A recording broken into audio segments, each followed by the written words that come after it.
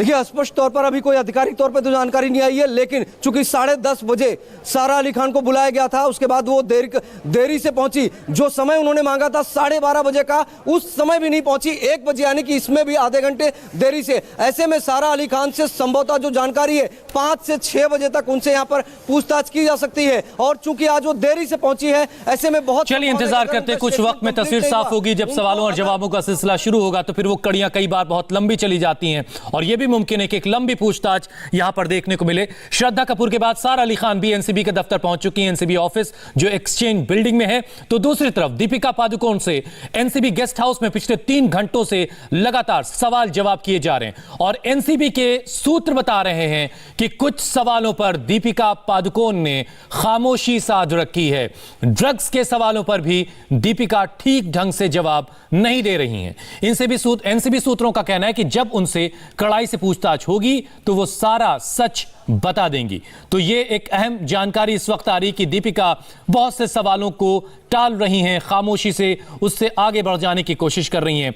अभय पराशर और ज्यादा डिटेल के साथ हमारे साथ मौजूद हैं। अभय, और क्या अपडेट मिल रहा है आपको? देखिए, बिल्कुल हमारे एनसीबी के सूत्रों से बात हुई है और उन्होंने इस बात को कंफर्म किया है कि पहले जब करीब 2.5 घंटे पूछताछ हुई दीपिका पादुकोण से, तो दीपिका पादुकोण ने सवालों के जवाब दिए, उस चैट को देखा, लेकिन कई सारे सवाल ऐसे थे जिस पर वो साइलेंट रही, वो कुछ नहीं बोली। दिनेश, ये पहले जो 2.5 घंटे की पूछताछ थी उसमें बिल्कुल तरह से साइलेंट रही, लेकिन हमारे सूत्र अब ये कंफर्म कर रहे हैं कि जो कन्फ्रंटेशन कराई जा रही है ये बेहद हार्ड है और इसमें सब कुछ सामने निकल कर आएगा। जी बिल्कुल, देखिए जिसके पहले, जिससे आपने भी कहा था इसके पहले कि लगातार कई सारे दोनों के बयान अलग अलग लिए गए थे, उन दोनों के बयानों की जब त्रुटियां एक दूसरे को पॉइंट आउट करना चालू किया, तब वहां पे जो उनके जो अगर वो झूठ बोल रही थी, जिन चीज़ों को वो टाल रही थी, गोल जवाब दे रही थी, साफ साफ जवाब नहीं दे रही थी, कन्फ्रंटेशन के दौरान यही त्रुटियां बहुत काम आ रही है एनसीबी के लिए, क्योंकि कई सारे जवाब थे जिसे कल करिश्मा ने दिया था, आज जब सुबह जो दीपिका से पूछा गया तब दीपिका ने उन सवालों का जवाब नहीं दिया था। और यही वजह है कि ये कहा जा रहा है कि अभी जो सेकंड फ्लोर है ये बहुत इंपॉर्टेंट है। ये इस वक्त हम कह सकते हैं मुंबई का जो सेलिब्रिटी से जो पूछताछ चल रही है सबसे बड़ा इंटेरोगेशन रूम बना हुआ है हुसैन, और यहां पर पहले अलग पूछताछ की गई, लेकिन ये बिल्कुल कंफर्म किया है कि कन्फ्रंटेशन जो है वो बेहद टफ है, इसमें बेहद टफ सवाल है, क्योंकि दोनों के बयान क्या अलग अलग दिए गए उन्हें सामने दिखा दिया जाएगा और सच बोलना पड़ेगा। और अभय, करिश्मा से पहले ही पूछताछ करके एनसीबी तो अपना होमवर्क कंप्लीट कर ही चुकी है, इस वजह से आज का ये सेशन तो और टफ होने वाला है।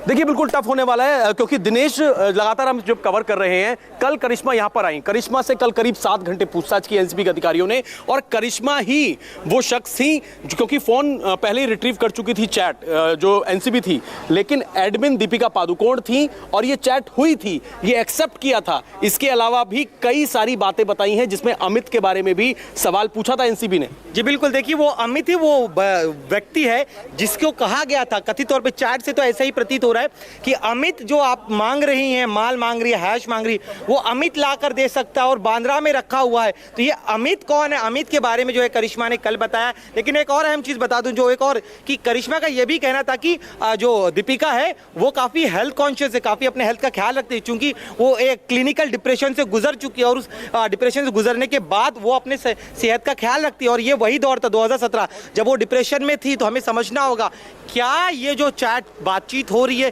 क्या ये उसका हिस्सा है, एक ये क्या उस फेज के दौरान का है। दूसरी एक और अहम चीज हमें समझनी होगी, ये चैट तो आ गई लेकिन इसे प्रूव भी करना होगा एनसीबी को सिर्फ चैट से। लेकिन क्या वो जो बात तय कही गई थी वो माल सच में डिलीवर हुआ था या नहीं हुआ था, ये अहम है, क्योंकि अंततः यहाँ पे जो भी बातचीत हो कोर्ट में उन्हें अगर लेके जाना होगा तो सबूत इकट्ठा करने होंगे, हुसैन, एक और बात मैं आपको बता दूं जो निकलकर सामने आ रही थी, जो हमारी एंटरटेनमेंट एडिटर हैं जोयता, उनसे मेरी इस बारे में एक बात हो रही थी। उन्होंने ये बताया कि कई बार जब परेशान हो जाती हैं दीपिका पादुकोण तो वो इमोशनल हो जाती हैं, परेशान हो जाती हैं। क्या ऐसा, क्योंकि कड़े सवाल पूछे जा रहे हैं दिनेश। अबे मैं जरा जल्दी से राजीव के पास होकर आपके पास लौट कर आता हूं। एक बड़ी खबर जरा दर्शकों को दे दें। सारा अली खान से एनसीबी की पूछताछ शुरू हो चुकी है और सारा का फोन एनसीबी ने अलग रखवा दिया है। अब उन्हें फोन यूज करने की इजाजत पूछताछ खत्म करने के बाद ही दी जाएगी। राजीव, और क्या अपडेट है आपके पास? बिल्कुल, देखिए जो प्रोसेस है उसी प्रोसेस को फॉलो किया जा रहा है। जैसे सारा अली खान यहाँ पर पहुंची, सबसे पहले उनका जो मोबाइल फ़ोन था वो एनसीबी के अधिकारियों ने उनसे पूछा कि क्या वो फ़ोन लेकर आई हैं। उन्होंने हाँ में जवाब दिया। उसके बाद उनका फ़ोन एनसीबी के अधिकारियों ने बाहर के केबिन में ही रखवा दिया। अब उनसे पूछताछ की प्रक्रिया शुरू की गई है। ऐसे में ये पूछताछ लंबी चलेगी हुसैन, क्योंकि पहले से ही देरी से पहुंची है सारा अली खान और यहाँ पर कितनी देर तक पूछताछ होगी ये कहना हालांकि मुश्किल है, लेकिन जो अनुमान है उसके मुताबिक लगभग 6 बजे तक ये पूछताछ सारा अली खान से चल सकती है। लेकिन बहुत संभावना है कि ये पूछताछ शायद ही आज खत्म हो। ऐसे में सारा अली खान को दोबारा बुलाया जा सकता है, हालांकि भी बहुत शुरुआती तौर पर है। लेकिन जिस तरह से समय की देरी हुई आज, उसको लेकर ये बात कही जा रही है। सबसे अहम बात तो ये दो जगह मुंबई की इस वक्त जहां पर सारा फोकस है, एनसीबी का एक्शन जहां पर चल रहा है, एनसीबी ऑफिस जो एक्सचेंज बिल्डिंग में है और एनसीबी गेस्ट हाउस जहां पर दीपिका पादुकोण से सवाल जवाब किए जा रहे हैं। एनसीबी ऑफिस में सारा अली खान और श्रद्धा कपूर से सवाल जवाब हो रहे हैं। एक छोटा सा ब्रेक लेंगे हम, फौरन लौट रहे हैं इसी बड़ी खबर पर।